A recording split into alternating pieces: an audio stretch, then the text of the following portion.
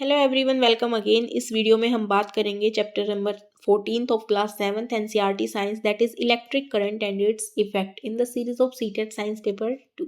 I hope कि आप लोगों ने पूरी पुरानी क्लासेस देखी हैं, और अगर नहीं देखी हैं तो आपके लिए प्लेलिस्ट बना दी गई है। आप वहाँ से जाके उनको एक साथ सीरीज में रीड कर सकते हैं सभी चैप्टर्स को। तो चैप्टर स्टार्ट करते हैं। इसमें जो हमारा फर्स्ट पॉइंट है वो क्या है, हमारा सिंबल्स, यानी कि कुछ सिंबल्स होते हैं इलेक्ट्रिक सर्किट को डिनोट करते हैं। हमें जब भी हम इलेक्ट्रिसिटी चैप्टर की बात करते हैं तो हमें कुछ भी डिज़ाइन करना होता है, तो हमें किसी भी आर्टिकल को, एक पर्टिकुलर चीज़ को रिप्रेजेंट करने के लिए एक सिंबल की ज़रूरत होती है। तो वो कौन से सिंबल होते हैं, उन सिंबल्स के बारे में अब हमें पता होना चाहिए। तो स्टार्ट करते हैं।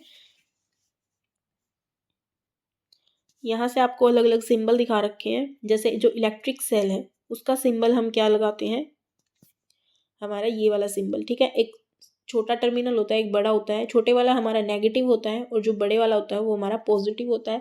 सेल के ऊपर आपको डिनोट किए हुए मिलते हैं। जो ऊपर उठी हुई टिप होती है that is our positive terminal, और जो हमारा नीचे जो डिस्क शेप होती है अंदर धंसी हुई, उसको हम बोलते हैं हमारा नेगेटिव टर्मिनल। नेक्स्ट हमारा है इलेक्ट्रिक बल्ब। इलेक्ट्रिक बल्ब को जब भी आप किसी ग्राफ में किसी भी सर्किट को ड्रॉ करते समय, जब भी आपको किसी भी इलेक्ट्रिक अप्लायंसेस की ज़रूरत हो, आप अगर आपको बल्ब बनाना है तो आप वहाँ पर ये वाला सिंबल यूज़ करेंगे। नेक्स्ट हमारा है switch is switch in on position, ठीक है। यानी जब हमें स्विच को ऑन दिखाना है तो हम इस पिन को क्या कर देंगे, ऑफ मतलब बंद कर देंगे इसको अच्छे से, यानी एक सर्किट को एक स्मूथ पाथ मिल जाएगा फ्लो होने के लिए, करंट के लिए, ठीक है।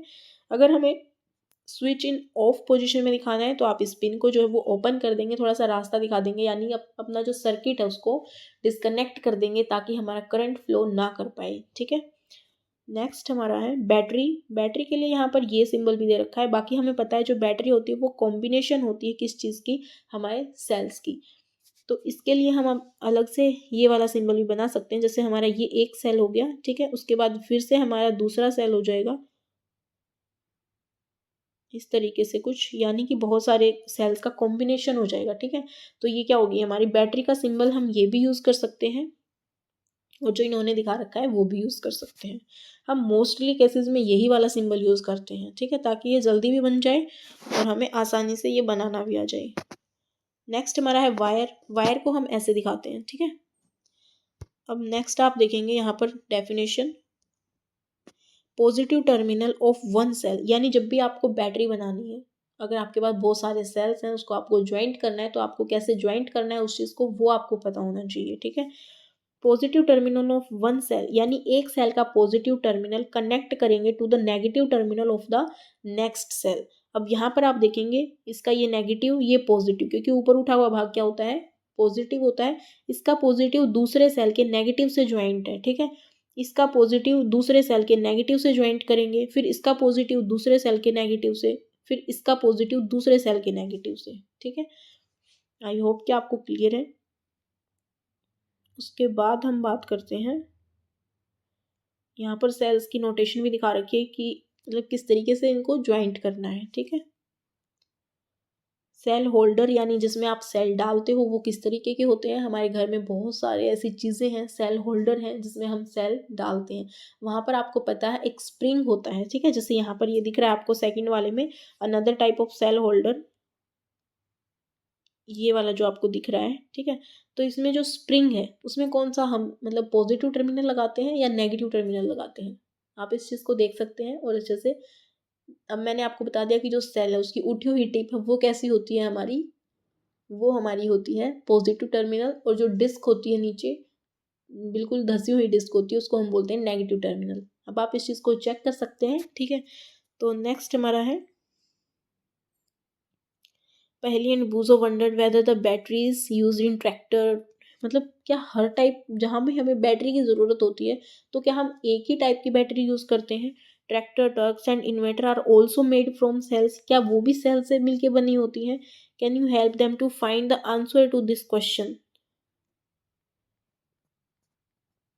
ठीक है। नेक्स्ट वन इज जो हमारे लिए इम्पोर्टेंट है, दैट इज हीटिंग इफेक्ट। एक मिनट,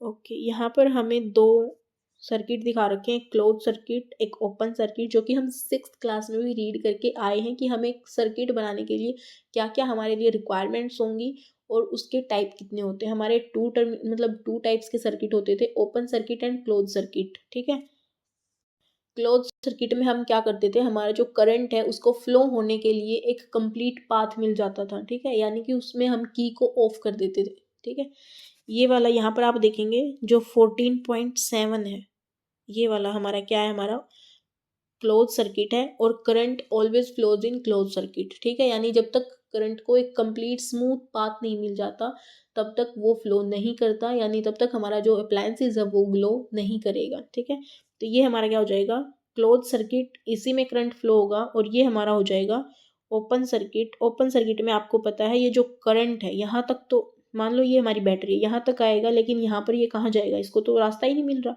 अगर इधर से आएगा तो फिर ये आगे जाने का, यानी इसको एक कंप्लीट रास्ता नहीं मिल रहा है। ठीक है, हमने जो की है उसको क्या कर दिया है, मतलब खोल दिया है, उसको रास्ता दे दिया है कि वहां से वो डिस्कनेक्ट कर सकता है। तो ओपन सर्किट में कभी भी करंट फ्लो नहीं होता। ओके, अगर हम इस ब्लू बॉक्स को रीड करें तो हमें क्या मिलता है यहाँ पर, नोटिस दैट द की और स्विच, यानी की और स्विच एक ही चीज़ होती है, जो हम बटन का यूज़ करते हैं वो स्विच। ठीक है, वही वाला है ये। Can be placed anywhere in the circuit, यानी हम सर्किट में कहीं भी इसको यूज़ कर सकते हैं, लगा सकते हैं। When the switch is in the on position, on position का मतलब यानी हमने सर्किट को कंप्लीट कर दिया है। ठीक है, अब वो क्लोज सर्किट हो गया है। The circuit from the positive terminal of the battery to negative terminal is complete, यानी कंप्लीट हो जाता है वो। The circuit is then said to be closed and the current flows throughout the circuit instantly. When the switch is in off position the circuit is incomplete, यानी वो disconnect हो जाते हैं, बीच में रास्ता मिल जाता है उसको। It is said to be open, no current flow through any part of the circuit, और हमारा अप्लायंसेस ग्लो नहीं करेगा। नेक्स्ट हमारा जो हेडिंग है दैट इज हीटिंग इफेक्ट और ऑफ इलेक्ट्रिक करंट, यानी जो इलेक्ट्रिक करंट होता है उसका हीटिंग इफेक्ट क्या होता है। हीट मतलब हमें ऊष्मा मिले। ठीक है, कोई चीज़ गर्म लगे हमें। अब हम किसी भी, मतलब फैन चल रहा है, फैन को तो हम मतलब हाथ नहीं लगा सकते कि यहाँ पर इलेक्ट्रिसिटी है या नहीं, वो इसका इलेक्ट्रिक इफेक्ट ही है। ठीक है, यानी मैकेनिकल है वो चल रहा है। ठीक है, लेकिन हमें क्या देखना है, जो इलेक्ट्रिक करंट है यानी जो इलेक्ट्रिसिटी है उसका हीटिंग इफेक्ट कहाँ देखने को मिलेगा। जैसे हमारी आयरन होती है, यानी प्रेस करते हैं हम, प्रेस को आप हाथ लगा के टच कर सकते हो, वो हमें करंट नहीं मारती है। ठीक है, इन द केस एक्सेप्ट कि वो डैमेज है, कहीं से उसको लीकेज मिल रही है, तो उस केस में वो करंट मार सकती है। ठीक है, लेकिन जो हीटिंग इफेक्ट है वो हमारा वहीं से दिखेगा, जो चीज़ हमें हीट दे, यानी हमें मतलब गर्म चीज़ का फील कराए। ठीक है, हम कपड़ों पे प्रेस करते हैं तो वो कपड़े गर्म लगते हैं हमें, that is the heating effect of electric current. Another example क्या हो सकता है, जैसे हीटर होता है, हीटर से हम क्या कर सकते हैं, मतलब रेडिएशन ले सकते हैं वहां से, उसको हम मतलब टच तो नहीं कर सकते लेकिन दूर से हमें हीट मिलेगी। ठीक है, हम अपने हाथों को सेक सकते हैं, यानी हम उस चीज़ को फील कर सकते हैं। तो वो क्या होंगे, हमारे सारे ऐसे एग्जाम्पल हमारे हीटिंग इफेक्ट दिखा रहा है किस चीज़ का, इलेक्ट्रिक करंट का। यानी हम इलेक्ट्रिसिटी लेके हम यूज़ किस चीज़ को कर रहे हैं, हीटिंग को यूज़ कर सकते हैं। ठीक है, तो वो हमारा क्या हो जाएगा, heating effect of electric current. यहाँ पर हमारा फर्स्ट क्या है, हीटर ही दिखा रखा है, this is the heating effect of the electric current. Can you think of any electric appliances when the heating effect, बिल्कुल कोई भी इलेक्ट्रिक अप्लायंसेज, अगर आप अपने मोबाइल के चार्जर को देखते हो तो वो भी कुछ टाइम के बाद क्या हो जाता है, गर्म होना, मतलब उसका जो रेक्टिफायर है, जो ऊपर वाला पोर्शन है, वो क्या हो जाता है, हमारा एडाप्टर गर्म हो जाता है। ठीक है, वो किसके इफेक्ट से, कि जो इलेक्ट्रिसिटी है वो हीटिंग इफेक्ट दिखाती है। लेकिन कई चीज़ें ऐसी होती हैं जैसे वो स्पेशलाइज डिज़ाइन की जाती है कि हमें सिर्फ उसका हीटिंग इफेक्ट ही चाहिए, जैसे कि हीटर, जैसे कि हमारी प्रेस होगी। ठीक है, coil of wire is called an element, ये जो इसका मतलब वायर यहाँ पर ये दिख रहा है आपको, जो ये रेड रेड दिस वन, ये क्या है, हमारी एलिमेंट बोलते हैं हम इसको। ठीक है, ये जो इसकी कोयल बनी हुई है, you may have noticed that when these appliances are switched on, जब आप इनको ऑन करते हो तो क्या मिलता है आपको, हीटिंग ही मिलती है। After connected to the electric supply their elements become red hot and give out heat, यानी कि इनका जो एलिमेंट है वो क्या होना स्टार्ट हो जाता है, धीरे धीरे गर्म होना स्टार्ट हो जाता है और हमें क्या मिलती है, हीट मिलती है। The amount of heat produced in a wire depends on it's material length and thickness, यानी कि ये वाला पॉइंट आपके लिए बहुत ज़्यादा इंपॉर्टेंट है स्टेटमेंट बेस्ड क्वेश्चन के लिए, कि जो अमाउंट ऑफ हीट ये प्रोड्यूस करेगा वो किस चीज़ के ऊपर डिपेंड करेगा, कि उसमें मटेरियल कैसा लगा है हमारे एलिमेंट में और उसकी लेंथ कितनी, यानी कितनी ज़्यादा कोइल्ड है वो, ठीक है। जितनी ज़्यादा कोइल्ड होगी वो क्या होगी, उतनी ज़्यादा हीट प्रोड्यूस करेगा। लेंथ एंड थिकनेस, यानी उसकी मोटाई कितनी है, जितनी ज़्यादा मोटी होगी उतना ज़्यादा हीट मिलेगा, ठीक है।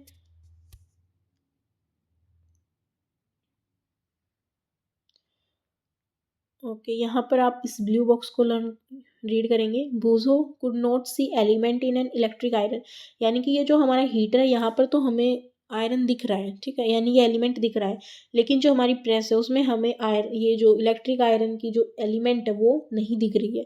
पहली told him that electrical appliances such as immersion heater, hot plates, iron, geysers, electric kettles, hair dryers have element inside them. Have you ever seen the appliances in any appliances? यानी कि आपने कभी ऐसे element को देखा है जो hidden हो इन चीज़ों में? बिल्कुल होता है, क्योंकि वो क्या होता है इसमें, मतलब जो हमारी आयरन होती है ये आपने कभी देखा होगा, इसमें भी एलिमेंट होता है, ठीक है। उसको हम क्या बोलते हैं, माइका या फिर नाइक्रोम, इसमें से किसी भी चीज़ का क्या हो सकता है यहाँ पर, मतलब एलिमेंट हो सकता है आयरन के अंदर, यानी इनमें होता है, ठीक है। उसके बाद हम बात करते हैं, ओके, ये blue box,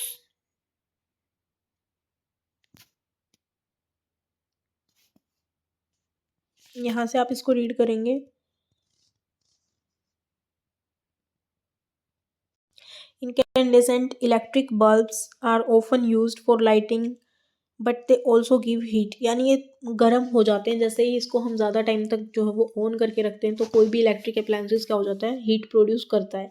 it means that a part of electricity consumed in used in is used in producing heat.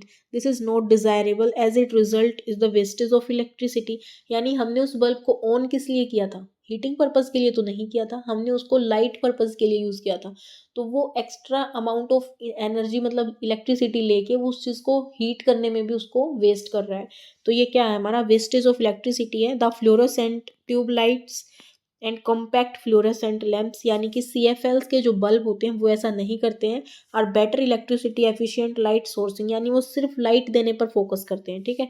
Now it is the use of light emitting diode, यानी LED बल्ब्स जो होते हैं वो क्या होते हैं, ज़्यादा यूज़ होने लगे हैं इसी पर्पज़ की वजह से, ताकि वो हीट प्रोड्यूस ना करें, ठीक है। The producing a given intensity of light, LED bulbs consume less electricity as compared to incandescent bulb और fluorescent tubes और CFLs, यानी LED बल्ब ज़्यादा बेटर है उस चीज़ के लिए, यानी उसको ओवरकम करने के लिए कि वो जो इलेक्ट्रिसिटी है वो सिर्फ लाइट देने में ही यूज़ हो, एक्स्ट्रा वेस्टेज ना हो लाइट की for producing heating effect. Okay, next हमारा है, it is advised to use electrical appliances,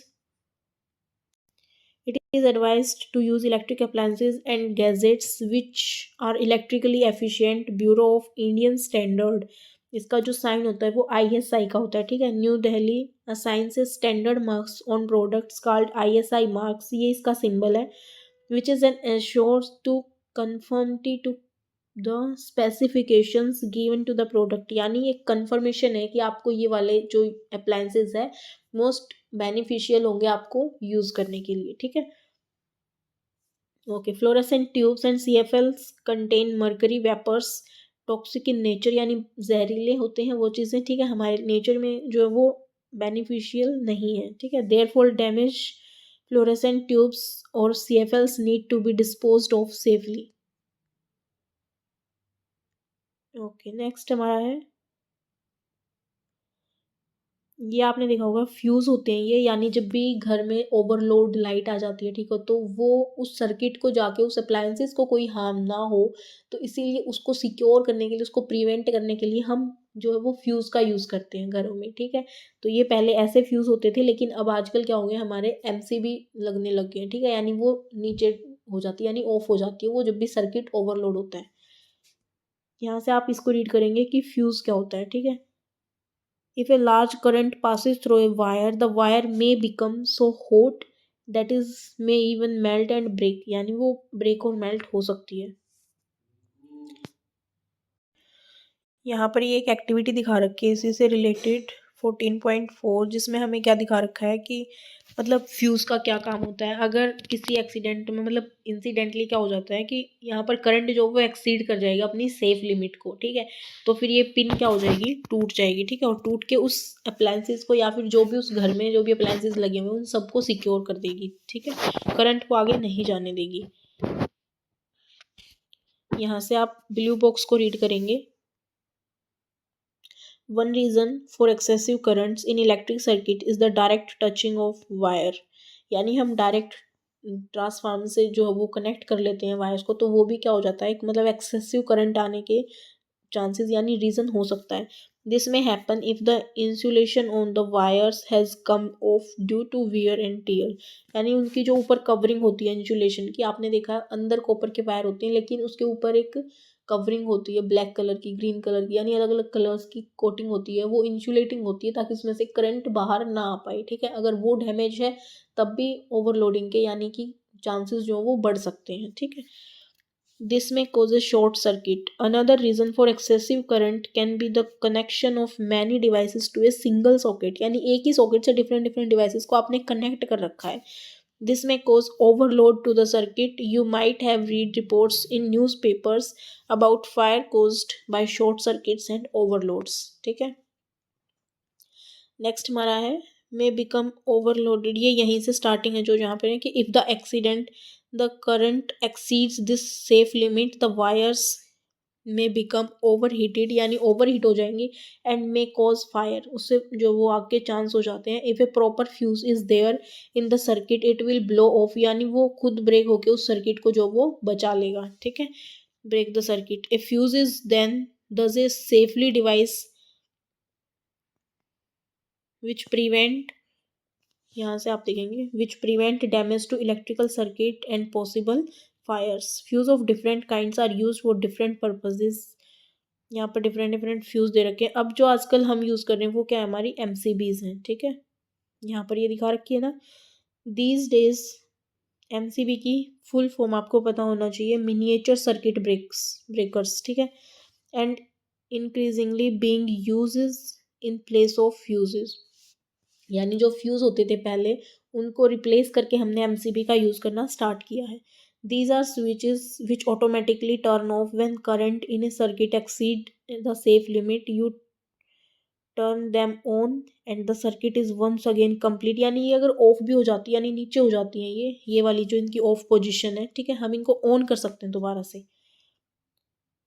You turn them on and the circuit is once again complete. Look the ISI mark, जो कि हमने अभी देखा कि जो ISI मार्क है वो बहुत ज़्यादा ज़रूरी होता है हम किसी भी अप्लायंसेस को यूज़ में लें इलेक्ट्रिकली, उससे उसके लिए, ठीक है। Look the ISI mark on MCB also, miniature circuit breakers MCB। Next हमारा आ जाता है magnetic effect of electric current, यानी जो इलेक्ट्रिसिटी होती है, आपको पता है जो जैसे ट्रांसफार्म होते हैं, ठीक है, ट्रांसफार्मर से बहुत ज़्यादा इलेक्ट्रिसिटी निकलती है वहाँ से, तो उसके आसपास जो वो मैग्नेटिक एरिया कवर, मतलब जो इलेक्ट्रिक होती है ना, इलेक्ट्रिसिटी होती है, वो अपने आसपास एक फील्ड जनरेट कर लेती है, मैग्नेटिक फील्ड, ठीक है। कोई भी इलेक्ट्रिक वायर होगी, कोई भी इलेक्ट्रिक अप्लायंसेस होगा, जैसे ट्रांसफार्मर में हमारा मेन है, तो वहाँ पर क्या हो जाती है, एक फील्ड क्रिएट हो जाती है जिसमें हमारा मैग्नेटिक इफेक्ट देखने को मिलता है। तो ये उसी मैग्नेटिक इफेक्ट की बात कर रहे हैं। यहाँ पर आप देखेंगे द कंपास नीडल डिफ्लेक्ट, कब,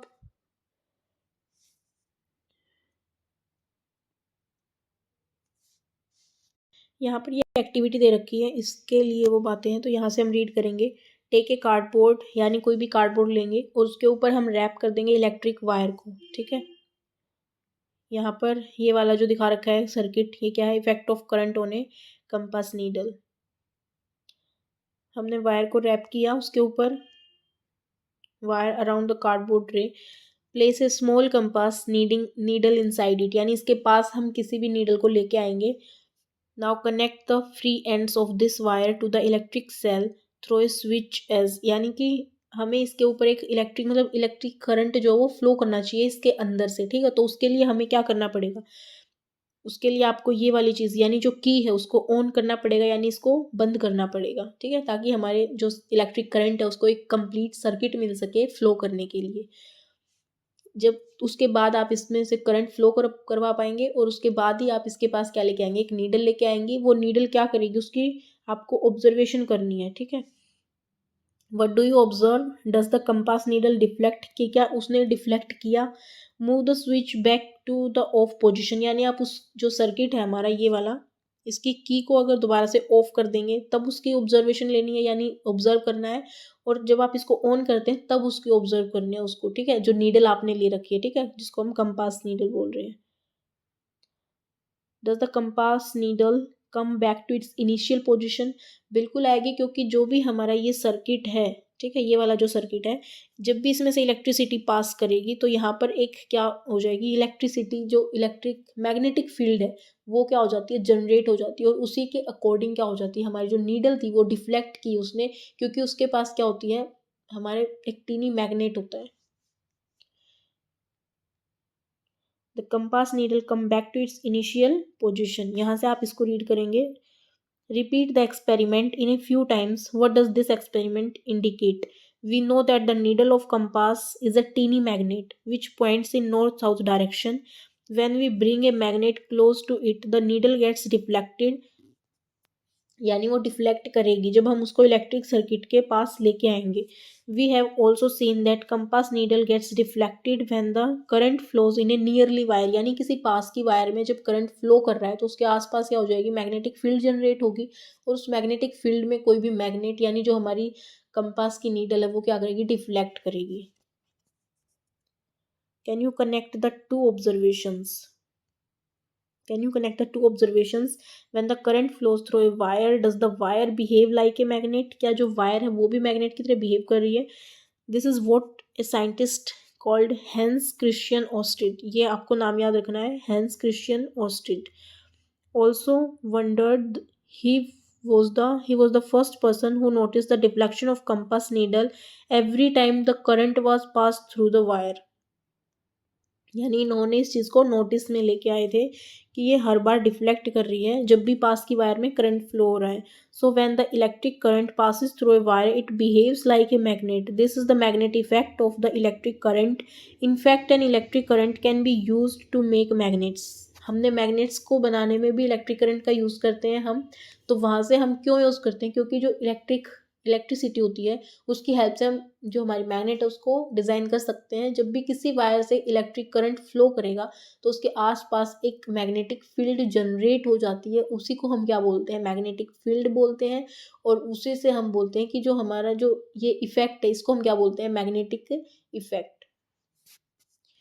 यहाँ पर क्या है, इलेक्ट्रोमैग्नेट, यानी जो इलेक्ट्रिसिटी से मैग्नेट बनाई जाए उसको हम क्या बोलते हैं, इलेक्ट्रोमैग्नेट बोलते हैं.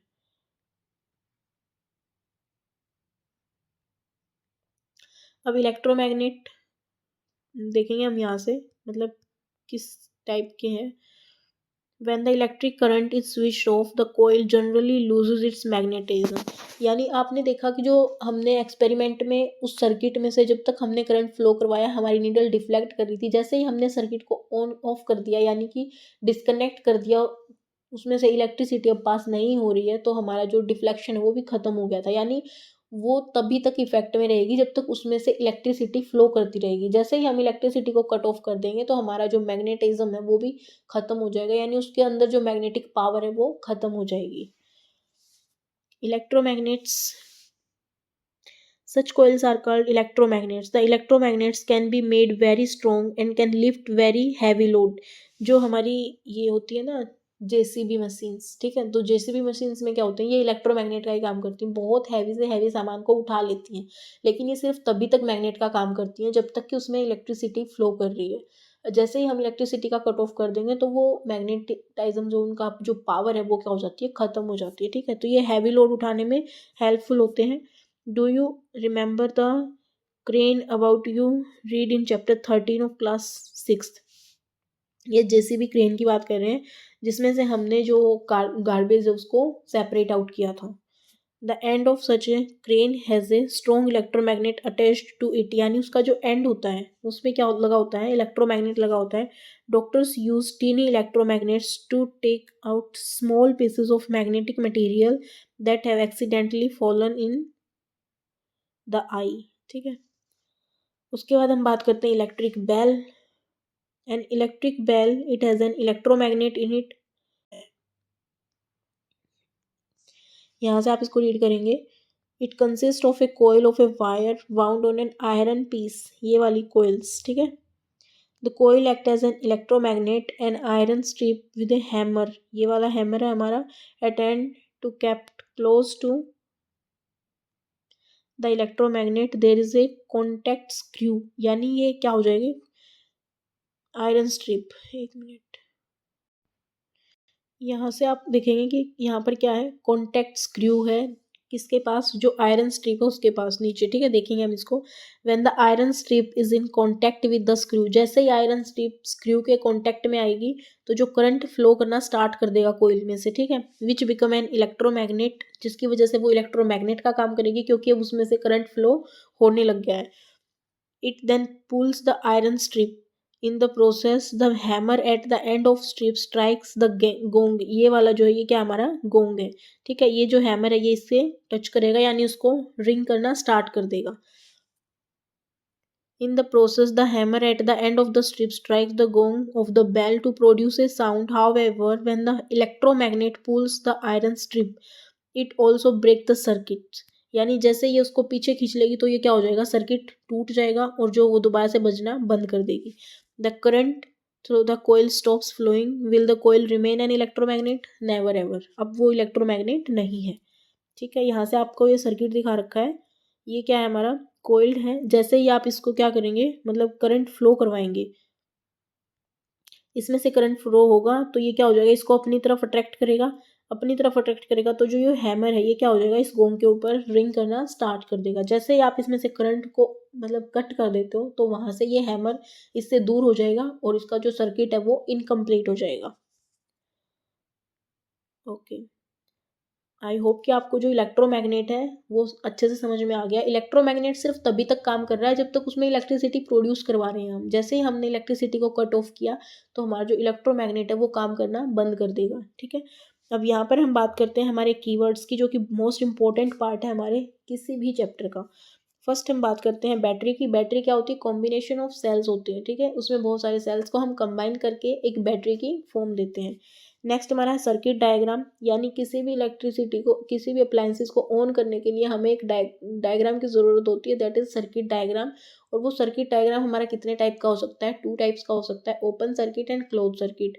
Current always flows in the close circuit, वो ओपन नहीं होना चाहिए, अगर ओपन होगा तो हमारे करंट को एक स्मूथ पाथ नहीं मिलेगा फ्लो करने के लिए। ठीक है, नेक्स्ट हमारा है इलेक्ट्रिक कंपोनेंट्स। इलेक्ट्रिक कंपोनेंट्स यानी जैसे सेल के लिए कैसा सिंबल है, बल्ब के लिए हमारा कौन सा सिंबल है, बैटरी के लिए कौन सा सिंबल है, वायर के लिए कौन सा सिंबल है, तो ये सब क्या है, हमारे कंपोनेंट्स है। यानी किसी भी इलेक्ट्रिसिटी को डायग्राम को बनाने के लिए जो जो हमें इम्पोर्टेंट जो हमारी चीज़ें होती हैं, हमें क्या क्या चाहिए उसमें, तो वो हमारे क्या होते हैं, कंपोनेंट होते हैं। ठीक है, नेक्स्ट हमारा इलेक्ट्रिक बेल हमने पढ़ा। इलेक्ट्रिक बेल सिर्फ तभी तक काम करती है जब तक उसमें इलेक्ट्रिसिटी का जो वो फ्लो हो रहा है, यानी कि वो इलेक्ट्रोमैग्नेट का एग्जाम्पल है। इलेक्ट्रोमैग्नेट क्या होती है, जब भी आप किसी भी मतलब इलेक्ट्रिसिटी की वजह से किसी ऑब्जेक्ट को आप यानी आयरन को क्या करते हो, इलेक्ट्रिसिटी के पास लेके आते हो, उसके ऊपर रैप कर देते हो आयरन उसको, इलेक्ट्रिसिटी वायर्स को, और तब उसमें से करंट फ्लो करवाते हो, तो वो क्या करती है, एज ए इलेक्ट्रोमैग्नेट का काम करती है। ठीक है, नेक्स्ट फ्यूज क्या करता है कि जो एक्सेस अमाउंट ऑफ करंट है उसको फ्लो करने से रोकता है। ठीक है, यानी प्रिवेंट करता है हमारे अप्लायंसेस को। नेक्स्ट हमारा हीटिंग इफेक्ट ऑफ करंट, जैसे कि हमारा हीटर, आयरन। ठीक है, नेक्स्ट हमारा magnetic effect of current. Magnetic effect में हमने क्या देखा है कि जो हमारी इलेक्ट्रिसिटी है जहाँ से भी फ्लो करती है वो मतलब क्या करती है, अपने आसपास एक मैग्नेटिक फील्ड को जनरेट कर लेती है, that is the magnetic effect of electric current. यहाँ पर नेक्स्ट हमारी समरी है जो कि आप रीड कर लेंगे, वही चैप्टर से रिलेटेड है। ठीक है, यहाँ से एक मैंने हाईलाइट भी कर रखी है जो कि इम्पोर्टेंट है, that is when an electric current flows through a wire it behaves like a magnet. जब इलेक्ट्रिक करंट जो वो फ्लो करेगा किसी वायर से, तो वो किसका बिहेव करती है, मैग्नेट का, ठीक है, यानी इलेक्ट्रोमैग्नेट। समरी आपको रीड करनी है, ठीक है, अच्छे से। आई होप कि आपको चैप्टर अच्छे से समझ में आया है। अगर क्लास अच्छी लगे तो please do like share and subscribe. So मिलते हैं नेक्स्ट क्लास में। Till then take care, bye bye and thank you all.